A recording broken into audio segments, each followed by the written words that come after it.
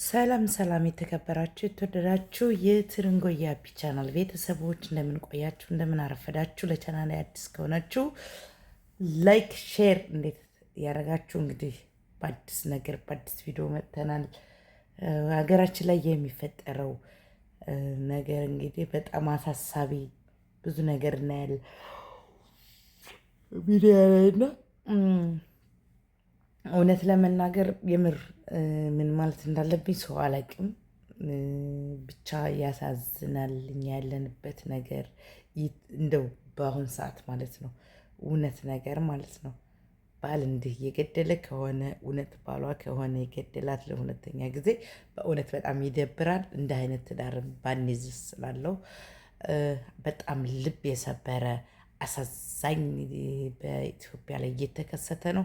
ምን አይነት ኢትዮጵያ ውስጥ እኔ ለኢትዮጵያን ሕዝብ ወይም ደግሞ ኢትዮጵያንን መለመናት በቃ የሰው ጭራቅ ይጥፋ ከሀገራችን ብዬ ነው የምለው። እና አንዳንዴ እንደውም አሁን አንዳንዴ ጋዜጠኞች የሚለቁ አለ የማየውና የሰው ሴትዮዋ ወደ ጅብ ተቀይራ በኢየሱስ ስም እውነት እንደው ፈጣሪ ወይ ከእንዲህ አይነት እንደው ከሀገር ማመተትን ልማላ ያርገው ነው የምለው። የሙስሊሙ የክርስቲያኑ ማርያምን በጣም የሚያሳዝን ቪዲዮ እያየሁ ነበርና የእሱም እናት የእሷም እናት ተባብረው በጠንቋይ ልጅቱን ወደ ጅብነት እንድትቀየር አድርጓት። በስመ አብ።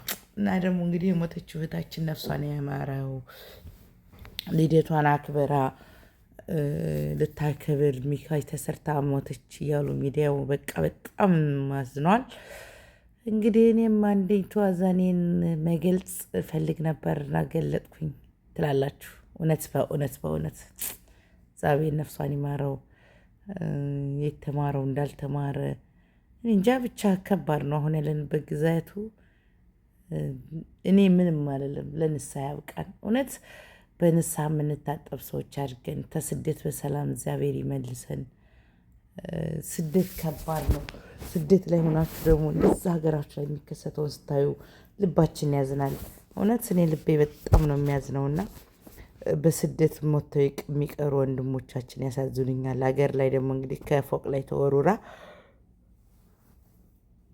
እህታችን ጫሉ ከሞት ተለየች ብለዋል ሳይሆን ሚዲያው በጣም አዝኗል። ሙስሊም ክርስቲያኑ ጾም ነው።